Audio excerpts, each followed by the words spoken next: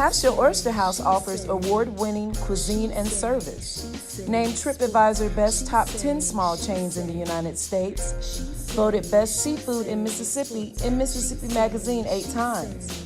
You can enjoy award-winning oysters and seafood, delicious steaks, pastas, sandwiches, salads, and so much more in a unique, polished, casual dining experience.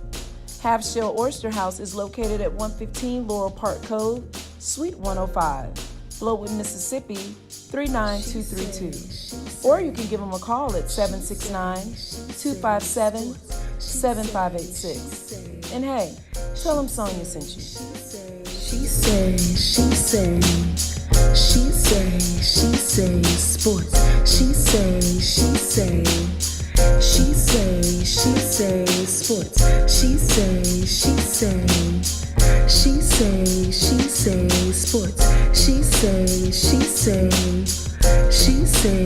say sports.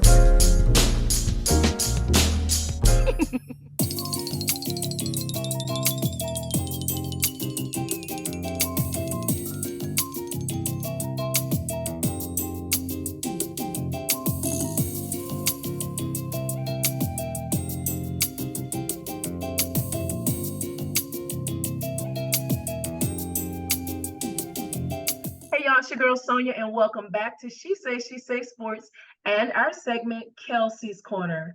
Please welcome award-winning journalist Kelsey Nicole Nelson. Hey Kelsey, how are you today? Hey Sonia, I am well. How are you? Thanks. So good to be back. I love learning you.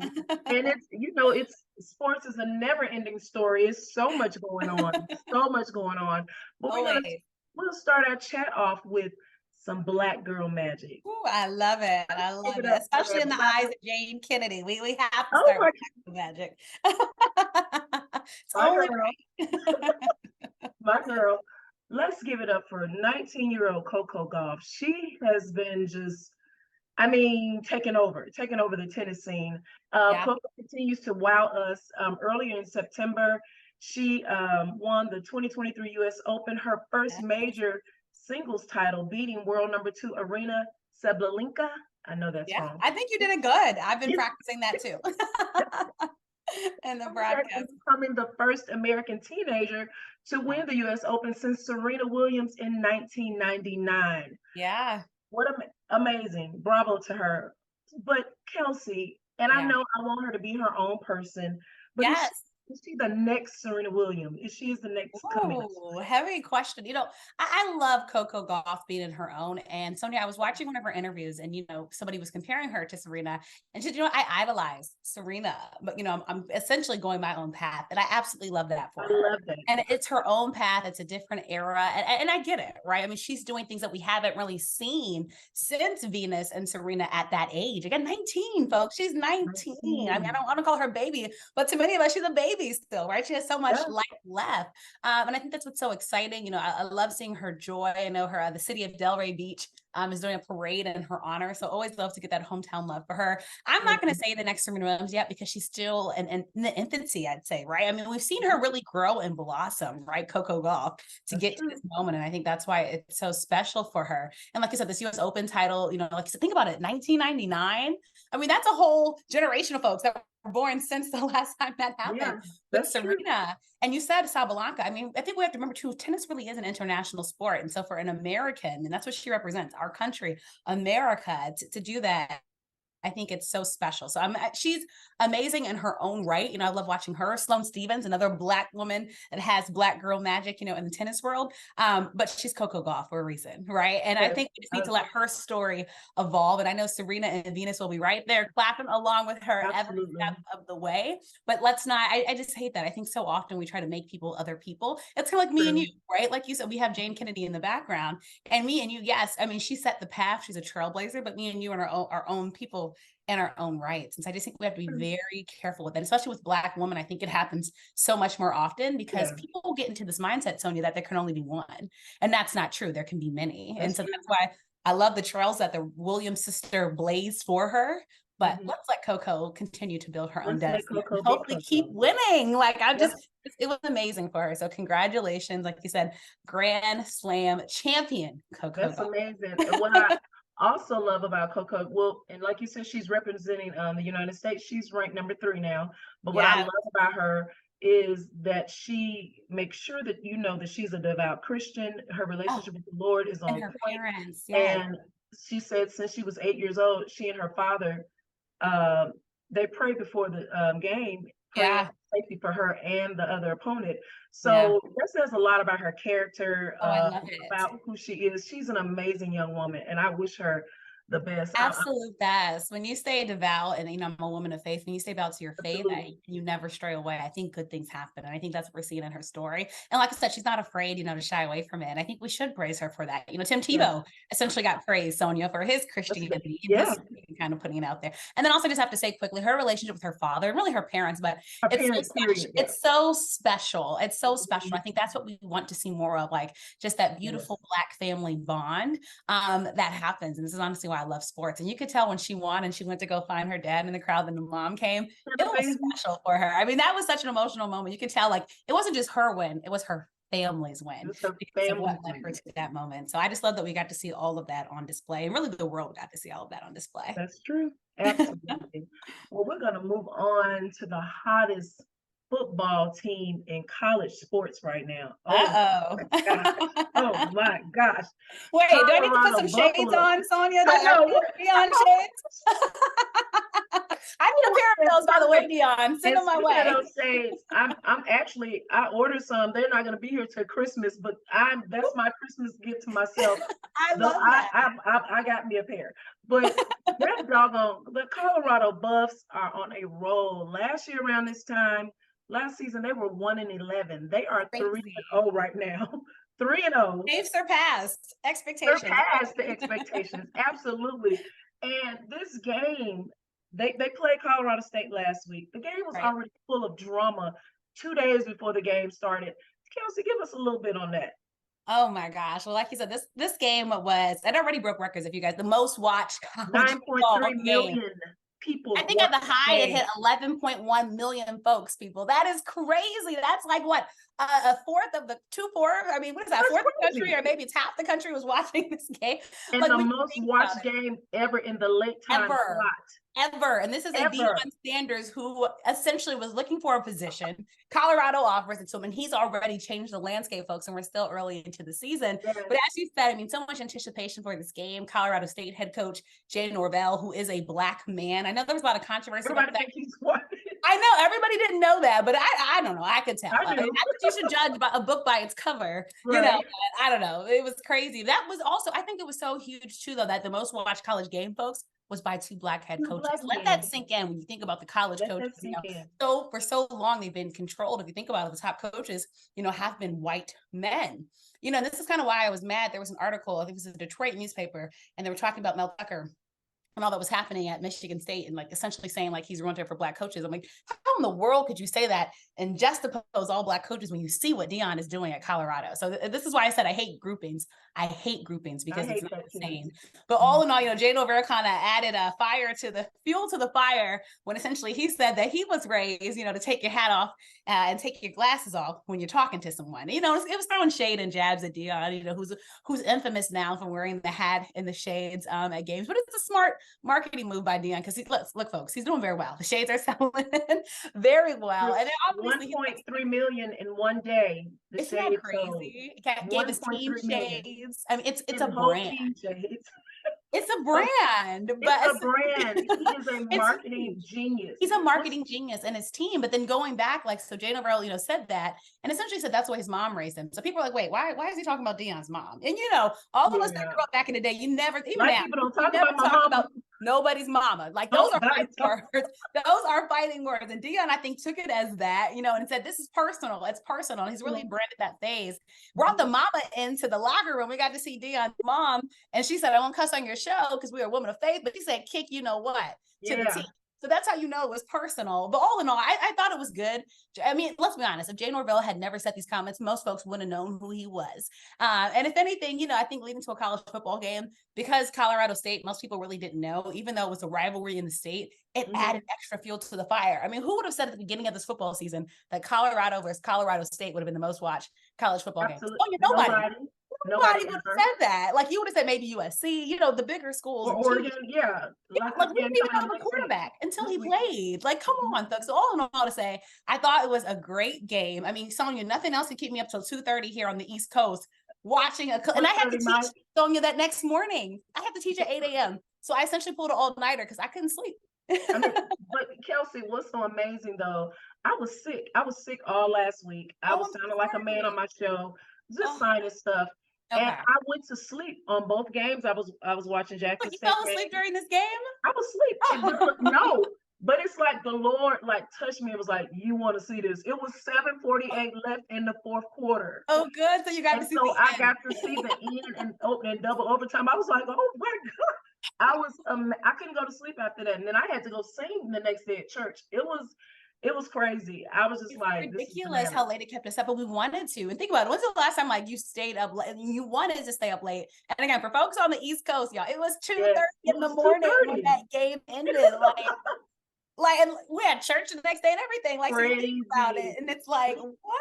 But you had to watch, and this double overtime, everything that happened. Wish you recovery to Travis Hunter. We hated to see that, but Shedeur Sanders kind of started off a little bit rocky, and then coming into his own, and being that guy that we've kind of seen over the last couple of weeks. So this game had all the thrill I think you could ask for in a college game. And now all eyes on, Sonia, they gave out one game, and it's probably more now, but like the first game or second game, they gave out 800 credentials, their first home game, 800 credentials. Folks, I haven't seen that type of level of credentialing except at the Super Bowl. And that's because the Super Bowl is huge. This is the NFL, right? In the Super Bowl. This is Colorado that we're talking about. So you just see everybody off. It was a star-studded event. Colorado has become the new hot spot, Sonia, I would say, in the sports world. Well, Jackson State was the hot spot for the last 3 seasons because Deion was there, and we had celebrities rock. All of them was at the games as well. Yeah. However, and I can't. What's the coach from? I'm trying to say somebody else. Coach from Colorado State. What's his name? Jay Norvell. Head Coach Norvell took note from Coach Maynard at Alabama A&M a couple of seasons ago. He came for Deion too, talking about him on the scooter. I remember that. We beat them. Yep. Deion shook his hand and gave him a scooter, an Affleck scooter. So don't play with him. He is for real. It's the fighting words. I remember he wasn't swag, and those were fighting words. Well, no, that was another coach. That was Alabama State. That was right, and that added fuel to the fire. There was 2 coaches that came for him. So Deion's so used to this, and it's like when you poke the bear, and some people you don't want to poke, right? Certain people, they're already like incredible, but then you do something to them and they're even more awesome. That's essentially Deion. But I love the next game. They're already a 21-point underdog. People looking at that injury to Travis Hunter, people thinking Deion and I just was listening to an interview, and it was, oh my gosh, I don't know if you saw this, like a viral interview, and it was a white caller that called into his radio show. And I just want people to remember, like, Deion is doing something unprecedented, and he's doing it in his own way, meaning he's being himself. And I think there's a conversation that needs to be had where people always want you to be humble. And especially when you're Black. And I think this is a whole dynamic, folks, but it's like, they want you to just be thankful that you're there. And Deion is Deion. And he's been this way. If you watch his career, he's always been this way. But I love that he's unapologetically Black. He's not changing for anyone. He's not apologizing to anyone because this is his team and it's his right. So I think there's also something to be celebrated in that for folks to see, okay, I can be good. And, what was his quote? He did before, don't let my confidence fuel your insecurity. Yeah, I love that. I love that. So go Deion. Go Deion, go. So, Shedeur, we know he's going pro. He probably has another year, I'm thinking. Yeah, he's going to stay with Pops. What do you think his next move is after Shedeur does go pro? Because he's such a marketing genius. He really needs to go to and become an athletic director. I think he would be amazing at that because But I think he likes to be on the sidelines. I can see what you're saying, but I think Deion kind of likes being in the limelight. So meaning there's some people, like you could say in the broadcast industry, who you're like, they would be a great executive. But there are some people who like to be, when you're an executive, you do interviews from time to time, but you're not in the limelight. Meaning that I think Deion really does enjoy like being like that guy, right, on the football field. And I think Deion's eventually trying to make a case for him to be a Black coach in the National Football League, which would he said he didn't want to be. He says that, but he's going to get offered the money. And Sonia, right now, there are some bad teams. I'm thinking if he can do it with his son, he would do it. I think about that. And that's what I'm saying. If Shedeur got drafted, and let's say it's a bad, obviously, if he's good, you're more than likely going to be drafted to a bad team, right? Unless the team moves up against you. You can't tell me Deion's going to say no to that opportunity of coaching on the high. I hope he does. That would be great. And then think about what that does. We've had so many conversations about Black coaches in the National Football League. I mean, talk about Black quarterbacks. It's unprecedented right now. 14 Black starting quarterbacks, folks. We had week 1. I mean, what a time to be alive. But all that to say, I think, and then let's be honest, Deion is eventually, I think, going to go to a bigger school when that contract expires at Colorado and his son's gone, right? Because, I mean, he's done the job that's needed to be due. And as I say, my song in life right now is Level Up by Sierra. He needs to level up and go on to the next opportunity. And so I think he'll do that. And that's going to be good for his career. I mean, Deion Sanders has essentially opened a whole new chapter in his book and has found success in coaching. So I think you're right, Sonia. I think Colorado, he's doing the job that needs to be done. Colorado needs to be thankful for him as well. I mean, they're selling out every game. I think every game is now like sold out more. I mean, I had a hotel reach out to me, Sonia, talking, to do a story. Just they did a remodel. They wanted me to come out, and I would go to the game. We'll eventually get down to the Colorado game. I'm not gonna say which one yet, but I'm so excited for that. But all in all, to say, like, Colorado is a new hot spot, and that's thanks to Deion Sanders. And and like you said, I mean, I think he was doing the same thing essentially at Jackson State. But if we're being completely honest, people didn't all look at HBCUs the same, which is a problem in itself.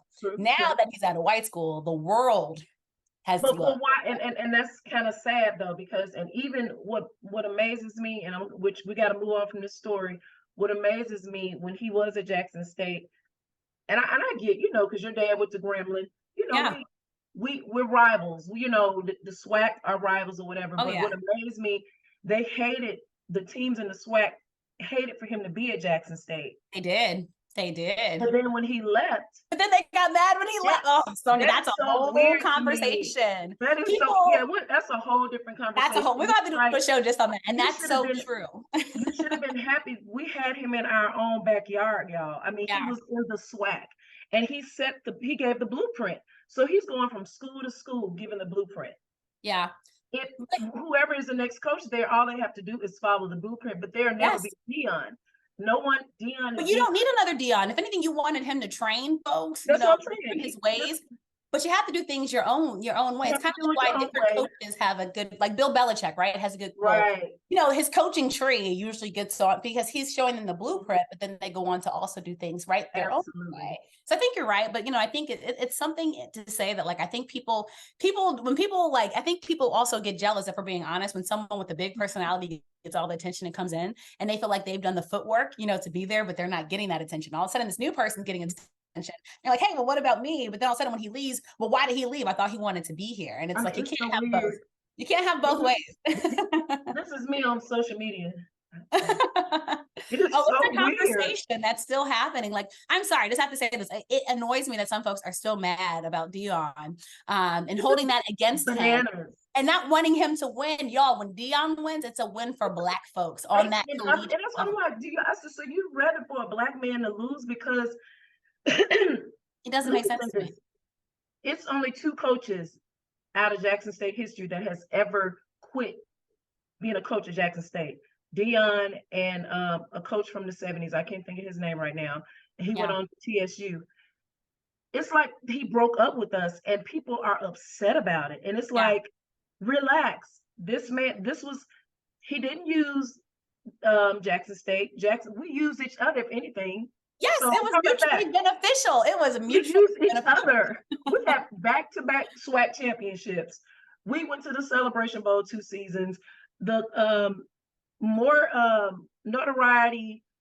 I mean, it's just like, what else do you want? It was a win. I mean, I went to the HBC. I went to the Grambling Hampton game this year in New Jersey. And, I think about when Deion was there and how full the stands were. And, most recently here in DC, Sonia, we had the Howard Hampton Classic audition. That was a pretty full game, but I'm also like, don't be mad at Deion when he was able to, like you said, garner attention, get folks in the stands, get people in the seats. And if anything, if you want to be mad that people aren't feeling the same way and supporting maybe the school Absolutely. like they were when he was there. If anything, like you said, I mean, everything is going to change. None of us are here forever. Everything is going to change, right? And so that being said, I mean, you could keep his traditions and the legacy. And I know folks are mad. They're saying like he's trying to bring HBCU culture to Colorado. I think if anything, he's probably trying to embrace his own Blackness and bring it to a school that's hardly Black. So yeah, and I don't think that's a bad thing. I think, think about the Black students there who can finally see someone that looks like them in that position, who is himself and is bringing that culture. I mean, how Offset would not have been at no Colorado game if it wasn't for Deion, Sonia. Like, we know that. Come on, like, to want to see your favorite rapper at a game, and just the different things that Deion, the NFL players on his roster staff. I just was reading Warren Sapp is about to join, Deion's staff. So all that to say, I mean, I think he's doing something special, and we got to let go, folks. I'm telling you, just holding on to anger and hate, it does not do you well. It's not good for your health. Let it go. It's really not. Let it go. Let it go. You may be disappointed how he left, but be thankful that he came and let it go. I love that. Yes. Period. So we're going to move on. Also, you mentioned Travis earlier. Travis was hit by CSU player defensive back Henry Blackburn, and Henry Blackburn was criticized for the late hit on a two-way star after an incomplete pass in the first quarter of that game. He was penalized. However, him and his family started receiving death threats during the game. Tell us about that. Horrible. Obviously, Henry, nobody liked this hit, right? Everybody felt like he should have been ejected then. It was dirty. I'm gonna just call a spade a spade. It was dirty. He is young, and obviously death threats are never the way. Like, it's so sad. And this is not the first time it's happened, like at a college or NFL or a professional level. Like, people get mad and people's fandom goes too far sometimes. And that's obviously a case of that. You want this young man to be safe. Again, he does not deserve anything, I think, coming his way. But I also do think but it was wrong. It was wrong.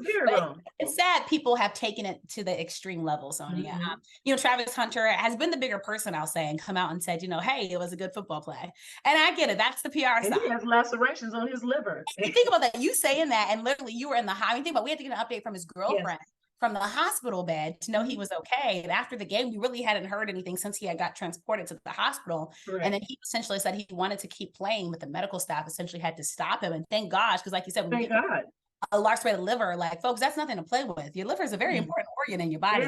Very important. So all that to say, like, I hate this young man, has had to obviously go through this. But if anything, I hope this is a lesson to college football. Like, we have to keep the game safe. And yes, I know football is, organized violence. It's chaotic. But these are young men. And again, we have to do our best to protect them, because essentially, you could say this kind of changes the trajectory for Colorado when you lose your best, remember, two-way player in Travis Hunter. And that's why going into the next game already, like I said, they're already a 21-point underdog, because folks thinking they can't get it done without him.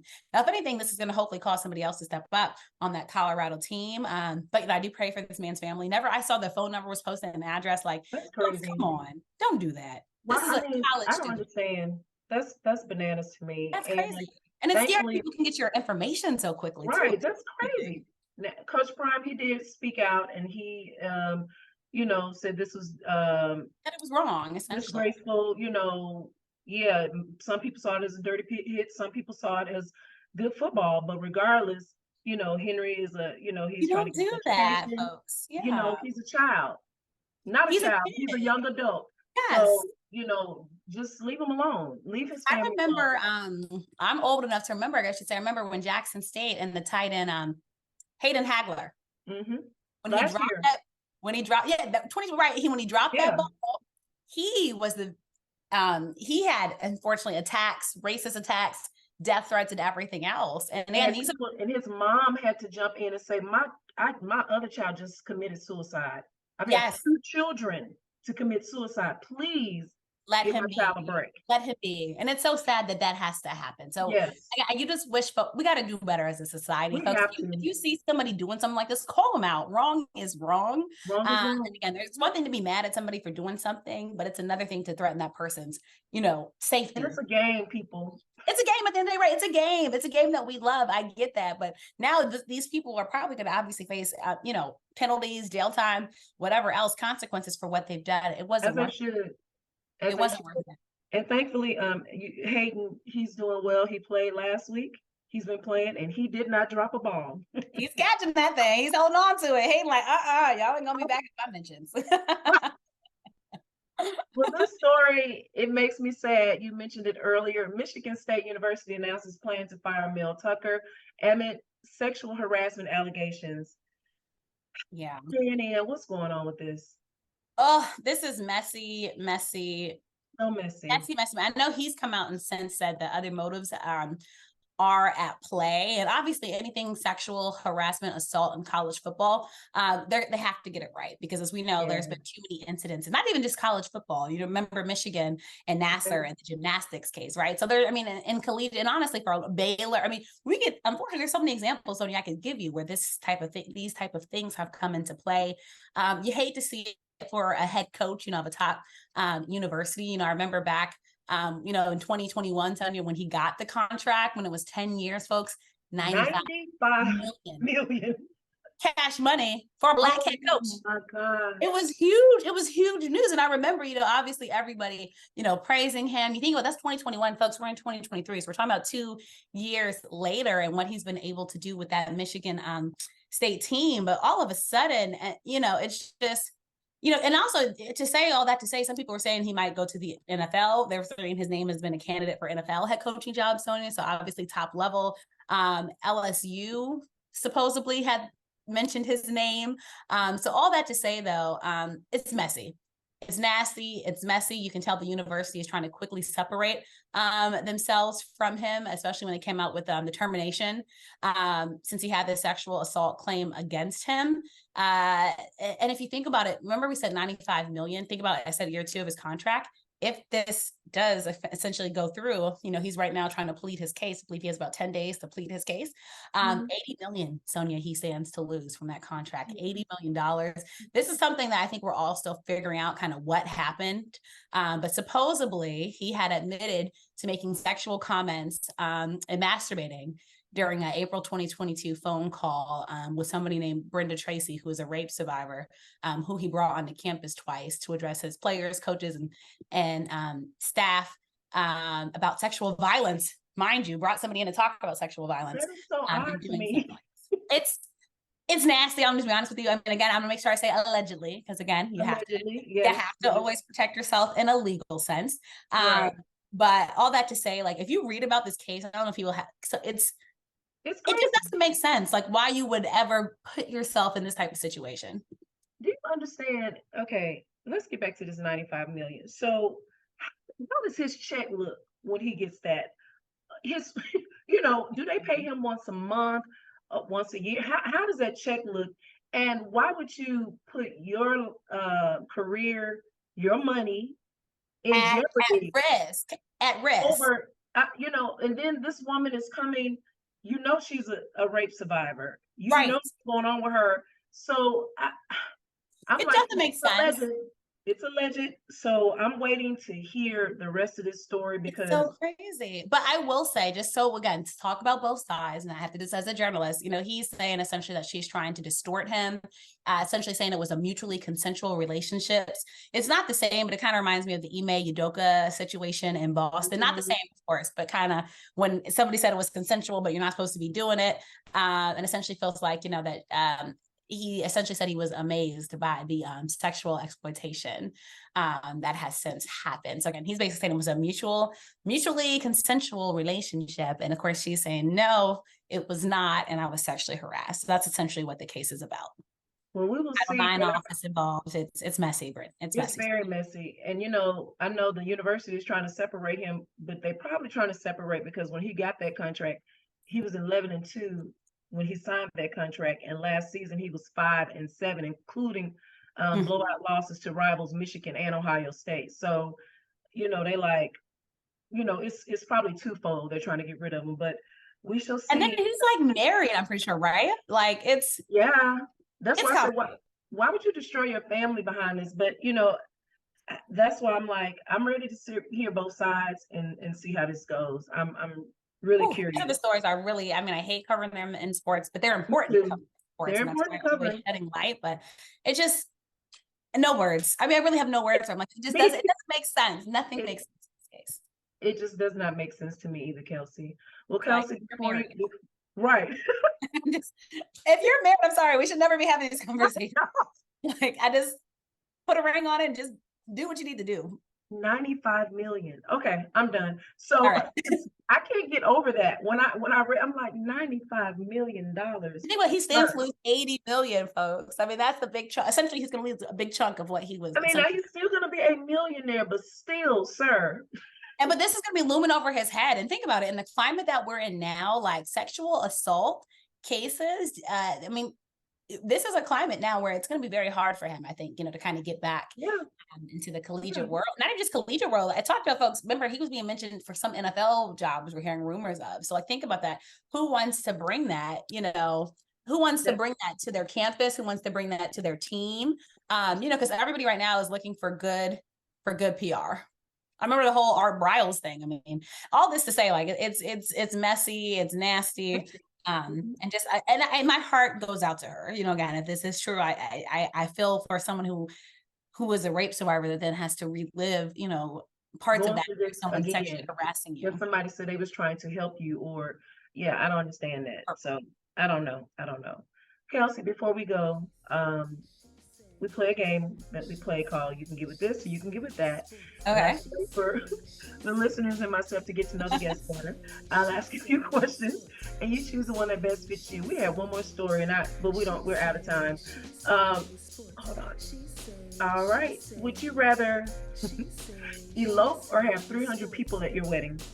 Elope. 300 people is an expensive wedding. I can see your daddy now. We did it already, folks. Oh my gosh, hilarious. Would you rather be able to predict the future or forget anything you wanted from your past? I'd have to predict the future. I think the past teaches us so many life lessons. Our past lives in our future lives in our past. One of my favorite quotes. Send me the name of that. Okay. I mean the author, rather. Would you rather have a pause button or rewind the button on your life? Probably a pause. I think I'm so busy right now. I don't sometimes get to sit in my moments. So I think I would need a pause, because people will be like, Kelsey, you're doing all these things. I'm like, huh? What? Because I'm already on to the next thing. So I think if I could yes, I need that right now in life. I agree. Would you rather have your dream home or have the funds to travel as much as you wanted? Give me traveling. Even now, everybody, if you see me, I'm not home a lot. So for me, it's like, I want to travel the world. I want to be like Dora the Explorer, but on like an international version. Kelsey the Explorer, big girl version. So that would definitely be me. My friends always say, we're in the world as we're in the world as Nancy Drew, we're in the world as Kelsey Nelson. Right. I would love that. I might be in a city and be on the lookout. Right. Would you rather be rich and hate what you do or have just enough to make ends meet and love what you do? Definitely love what you do. I am a passion person and I love everything I do. So if I can make ends meet and still, bring joy to my life, I'm all for Black girl joy. I'm a happy person. That's why I wear a big smile on my face every day. That's the July girl. That's the July baby. Cancer. Yes. Would you rather let bygones be bygones or get the final word? It depends. But I'm learning to let it go. I'm not gonna lie, I'm in a point in my life where I'm not ready to let go of that final word. Yeah, I told you, I'm learning. I still get it sometimes, and they do too. Look, people will try it. Right. Would you rather be endlessly lucky, and I know we don't believe in luck, or know you've earned everything you achieved? Definitely, and know you owned everything that you've achieved. I love now that, I can always say, look, people that know the journey and the story, they see how you can progress to this moment. I love the power of Google now as well, because people can see everything that you've been through. So definitely, I love that, you can't take anything away from me because I've worked for it, and I'm very big into my I'll play with that. I'll play with that. Absolutely. Would you rather dismantle systems of oppression from the inside or the outside? Probably the inside. Living in DC, you see a lot, and I think sometimes people just see like the end outcome, but there's a lot that happens in the inner workings that is why, honestly, essentially why a lot of stuff is, how it is today. So I think I would definitely, work from the inside. I don't need all the praise and stuff that you maybe get on the outside, but that's how you make true and real change. And I'm telling you folks, there's a lot of real heroes here that are working on that each and every day, but you would never know their names because they're working from the inside. Love it. I love it. Would you rather spend I love this one. And I want to know what you're saying.